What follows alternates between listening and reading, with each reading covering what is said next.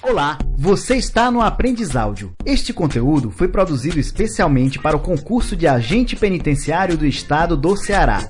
Bom Aprendizáudio. Salve, salve, galera concurseira! Meu nome é Marcos Brandão e você vai estar comigo aqui em Direito Constitucional voltado para o concurso público de agente penitenciário ou concursos públicos voltados para a área de segurança pública de nível médio. Esse curso foi metodicamente preparado com este intuito, ok? Antes de começar, deixa eu falar com vocês aqui sobre um assunto rapidinho. Eu tenho um canal no Facebook chamado Canal MB.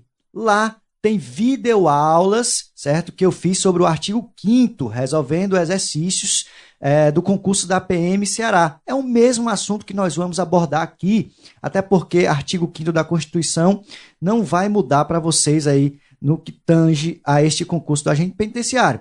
Então, para você complementar seu estudo, corre lá, Facebook, canal Marcos Brandão e YouTube, canal Marcos Brandão também, certo? Ok? Então, vamos iniciar. Primeiro, eu quero falar com vocês um pouco sobre a Constituição Federal. O que é a Constituição? A Constituição é a nossa carta magna, a nossa lei maior no Brasil. Você pode imaginar aí uma pirâmide. Nessa pirâmide, temos lá no topo a Constituição da República Federativa do Brasil, que foi promulgada em 1988, chamada Constituição Cidadã, por dar vários direitos e também deveres aos cidadãos brasileiros, ok? Certo. Nós vamos pular aqui para o artigo 5º, mas antes vamos só dar uma passagem nos primeiros 4 artigos para você ficar bem situado na Constituição da República Federativa. Por que eu vou pular os 4 primeiros? Porque geralmente os editais estão cobrando a partir do artigo 5º, certo? Aí depois eles pulam para a área específica de segurança, certo? Segurança pública. Então, o primeiro artigo ele fala que a República Federativa do Brasil é formada pela união indissolúvel dos estados, municípios, Distrito Federal, né, e constitui um Estado democrático de direito. E tem fundamentos como a soberania, cidadania, dignidade da pessoa humana, os valores sociais do trabalho e o pluralismo político. Ele fala no seu parágrafo único ainda que todo poder emana do povo, que exerce por meio de seus representantes eleitos. Aí depois ele fala dos poderes da União, que você já deve saber que são independentes e harmônicos entre si, o Legislativo, o Executivo e o Judiciário. Fala nos objetivos fundamentais da República, né? Mais na frente. Isso é um deve ser da República Federativa do Brasil, que seria o quê? Construir uma sociedade livre, justa e solidária, garantir o desenvolvimento nacional, erradicar a pobreza, a marginalização, promover o bem a todos sem preconceitos. Isso aí é um dos objetivos fundamentais da República. No artigo 4º, ele fala como o Brasil rege-se perante as relações internacionais. E ele tem aí alguns incisos falando sobre a independência nacional, prevalência dos direitos humanos, autodeterminação dos povos, igualdade entre os estados, defesa da paz, etc. Ok? Aí começa o nosso estudo aprofundado, que é o famoso artigo 5º. Com certeza vai cair para você. Artigo 5º. Todo concurso que pede Constituição, principalmente na área de segurança pública, pede o artigo 5º. E nós vamos passar para vocês aqui, neste aplicativo, nesse estudo, os incisos mais importantes e o que eles costumam cobrar na hora da prova para você ficar bem preparado. Esse é o título 2, capítulo 1. São os direitos e garantias fundamentais dos cidadãos brasileiros, os direitos e deveres individuais e coletivos. Começando então, vamos lá, artigo 5º, caput. Caput significa o quê? Cabeça do artigo, comando do artigo, porque depois do caput vem aí os seus incisos, suas alíneas e os seus parágrafos. Esse artigo 5º tem cerca de 70 incisos e 4 parágrafos. Você tem que ler todos eles. Geralmente as bancas de ensino médio, que cobram o concurso de ensino médio, cobram o texto da lei. Se cobra o texto da lei, você tem que ler a lei. Logo, nós vamos aí desmiuçar para você para você ficar bem treinado para a hora da prova. Começando então, artigo 5º caput. Nele fala o seguinte, que todos são iguais perante a lei, sem distinção de qualquer natureza, garantindo-se aos brasileiros e aos estrangeiros residentes aqui no país, o que é garantido? A inviolabilidade do direito à vida, liberdade, igualdade, segurança e propriedade. Vamos agora falar sobre esse caput. Temos duas coisas aí muito importantes para falar desse caput. O que é que eles geralmente cobram na hora da prova? Primeiro, eu vou dar um bizu para vocês lembrar desses direitos invioláveis, que são a vida, liberdade, igualdade, segurança e propriedade. Você vai mentalizar um VILPS. Como? Quando você vai numa festa, você quer ser uma pessoa o quê? O quê? VIP. Porque é melhor. Você fica mais próximo das pessoas que estão ali, próximo dos cantores, pode tirar foto, né? Fica no camarote. Que coisa boa é ser VIP. Então, você é uma pessoa VILPS. V-I-L-P-S. VILPS. O que significa isso? Vida, igualdade, liberdade, propriedade e segurança. Vida, igualdade, liberdade, propriedade e segurança. Geralmente, as provas de concurso público gostam de cobrar esses direitos invioláveis. Às vezes, eles colocam um que não tem nada a ver aí com o CAPT, para confundir você. Mas agora você vai lembrar do VILPS, né? Fácil assim. Segundo ponto importante, duas pessoas. Esse VILPS é direcionado a duas pessoas, segundo o CAPT do artigo 5º. São os brasileiros e estrangeiros residentes no país. Isso é o que está escrito. É o sentido literal, certo? Quando a prova de concurso vier pedindo a você sobre o CAPT, ele vai dizer o seguinte, ó, segundo o artigo 5º, ou então, de acordo com o artigo 5º, e sendo assim, ele quer o que está escrito, exatamente o que está escrito. Por que eu falo isso para vocês, pessoal? Porque tem entendimento do STF nesse sentido, que ele amplia esses direitos para quem? Também para os estrangeiros que não residem aqui, que podem ser os turistas, os apátridas, né? Aqueles que não têm pátria. Então, o texto diz que só são para os brasileiros, aí você interpreta, tanto os naturais, os nato, quanto os naturalizados. E também aos estrangeiros que residem aqui. Logo, o STF, o nosso Supremo Tribunal Federal, ele amplia para outras pessoas. Mas a prova tem que dizer se ela quer o texto da lei ou se ela quer o entendimento do STF.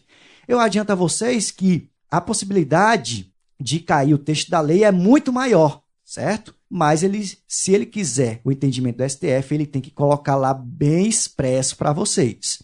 Por isso que eu estou frisando isso aí. Outro ponto que eu quero conversar com vocês é sobre a eficácia dessas normas. Que normas? O artigo 5º são os incisos. Essas normas, elas têm eficácia imediata. E o que significa isso? Que a partir da promulgação da lei, da Constituição, você já tem os seus direitos garantidos, certo? Essa eficácia imediata, ela pode ser plena ou contida. Quando é que ela é plena? É quando, justamente o que eu lhe falei, você já está apto para aproveitar todos os seus direitos, não dependendo mais de lei alguma para regulamentar nada, basta a Constituição. Quando que ela é contida? Quando você já pode aproveitar, mas vai ter que ter uma lei para regulamentar ou restringir alguns direitos. Exemplo de eficácia contida. Nós temos um inciso aí que nós vamos estudar no artigo 5º, que você é livre, certo, para aderir qualquer profissão. Mas tem outras que a lei tem que estabelecer algumas normas para você poder ingressar em algumas carreiras, em algumas profissões. Então, a eficácia ela é imediata, mas não é plena, porque existe uma lei, uma norma que vai regulamentar alguma coisa aí. Beleza, já falamos tudo que tínhamos de falar do CAPT, agora vamos partir para os incisos. E vamos partir para o inciso primeiro. Lembrando a você que nós não vamos aqui comentar esses incisos um por um, seguindo essa ordem constitucional. Nós vamos agrupar esses incisos em assuntos para melhorar a didática do nosso ensino, ok? Mas vamos começar aqui pelo inciso 1º do artigo 5º. E ele fala o seguinte: homens e mulheres são iguais em direitos e obrigações nos termos desta Constituição. O que ele está falando aqui? Ele está falando no princípio da igualdade ou isonomia. Igualdade e isonomia são a mesma coisa. Geralmente as provas vêm falando em isonomia, pensando que você que está concorrendo a uma vaga nunca ouviu falar nesse nome. Mas tenho certeza que você já ouviu falar, e se não ouviu, você está aprendendo agora. Princípio da igualdade ou princípio da isonomia. Ele diz que todos são iguais em direitos e obrigações. Ok, agora nós temos algumas observações a respeito deste inciso. Primeiramente, essa igualdade aqui, que eu acabei de falar para vocês, é uma igualdade formal. Nós desdobramos essa igualdade em formal e material. Vamos falar primeiro da igualdade formal. Na igualdade formal, a lei é cega. Isso significa que todos, independente de homens ou mulheres, devem observar a lei de forma igualitária. Então, a lei, ela é cega, ela vê dos olhos, ela não quer saber se você é homem ou mulher. Ela só quer saber se você vai observar a sua lei igualmente.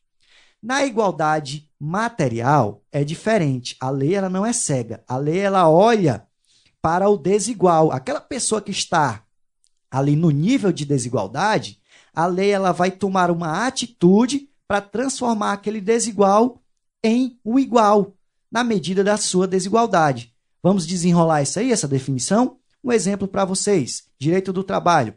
A mulher, quando está com recém-nascido, até 6 meses de idade, ela tem direito a um intervalo de 30 minutos, ou seja, 30 minutos de intervalo em 2 períodos da sua jornada. Olha como é diferente do homem. O homem ele não tem esse direito, até porque a mulher está num estado de desigualdade, ela tem que amamentar, não é isso? Então a lei, a igualdade material vem intervir nesses casos, tratar o desigual, nesse caso a mulher, para que ela se torne igual no ambiente de trabalho. Então, bem explanado isso aí, vamos passar para o próximo inciso. Eu vou resolver uma questão sobre isso, você vai entender melhor sobre esse assunto.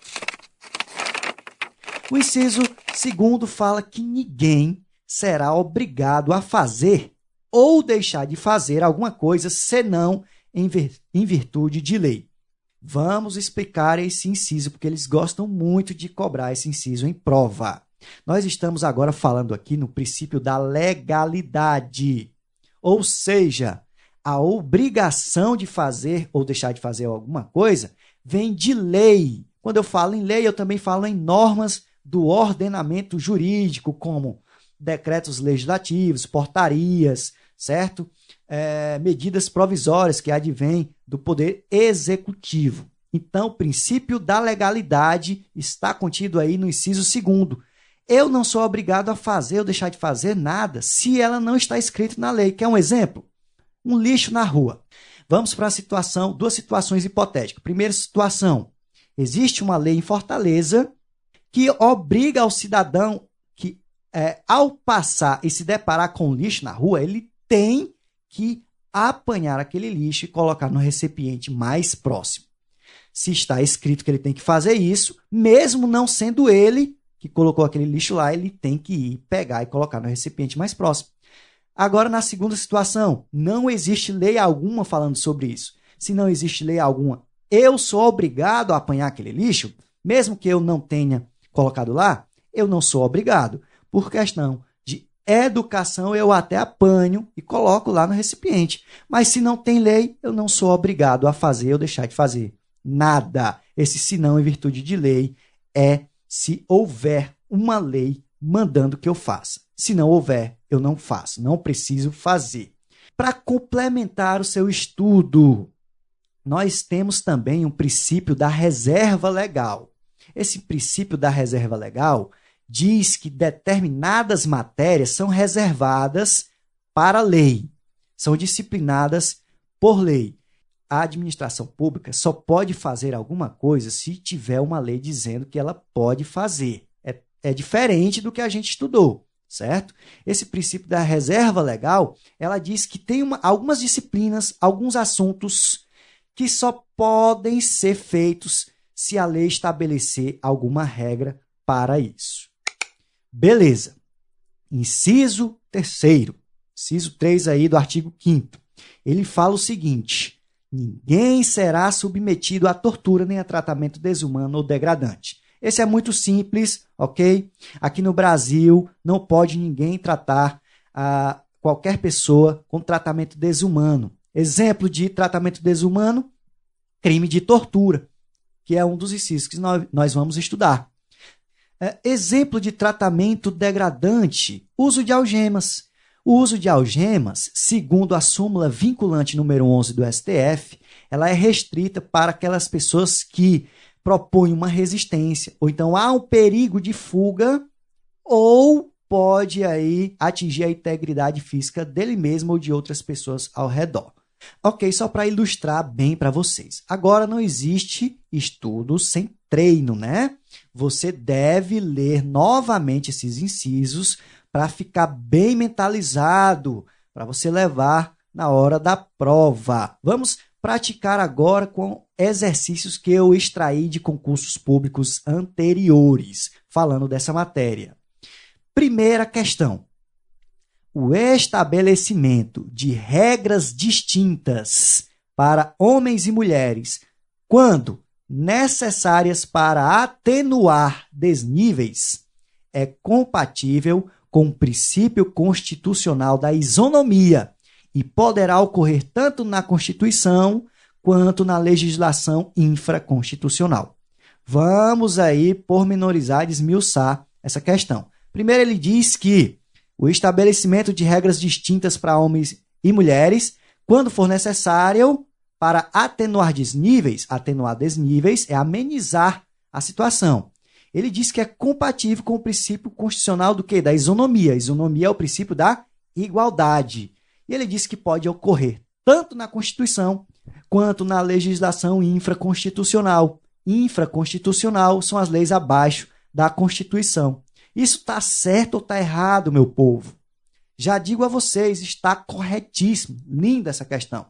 Porque, apesar do inciso que fala sobre o princípio da igualdade e dizer que homens e mulheres têm que ser tratados igualmente, quando for necessário para amenizar ou atenuar alguns desníveis, como o exemplo do direito do trabalho que eu falei para vocês, é sim compatível com o princípio constitucional da isonomia ou da igualdade e poderá ocorrer sim na Constituição Federal e também nas leis infraconstitucionais. Fique atento com relação a isso. Se você só leu um inciso no ICRU, se você fosse para a prova só com o inciso, talvez você ficasse na dúvida. Ora, como vou tratar as pessoas distintamente se a lei diz que temos que tratar igualmente? Eu explanei muito bem isso para você. Você agora está craque neste assunto. Próxima questão.